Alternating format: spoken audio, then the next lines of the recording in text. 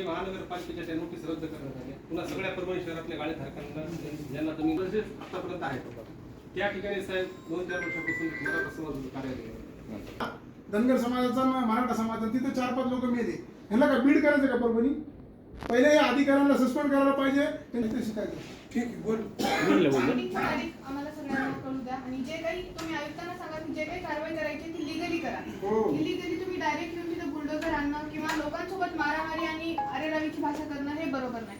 आम्ही एक रिस्पेक्ट देऊन सगळ्या लोकांना तिथे बोलत असतो आणि आमच्या जे मराठा समाजाचं कार्यालय ते सगळं काही शांततेत पार पडतं. दुसऱ्या समाजाचे पण लोक तिथे येऊन बैठका करतात. पण आज जर हे असे लोक येऊन आम्हाला आरेरावीची भाषा आणि उलटे जर आमचं डायरेक्ट कार्यालय तोडायला येत असतील तर ही बरोबर गोष्ट नाहीये. त्यांना जर आमच्या कार्यालयावरती काही कारवाई करायची तर त्याच्या आधी त्यांनी आम्हाला लीगल नोटीस द्यावी. त्याचं उत्तर आम्ही बरोबर देऊ.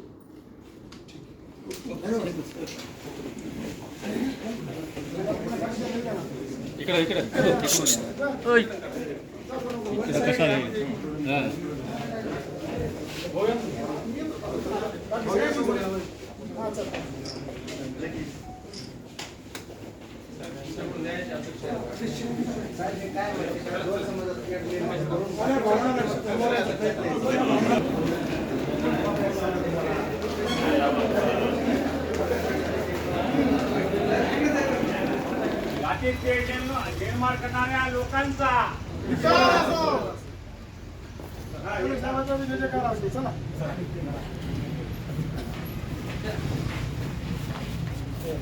चलू कर काम आहे.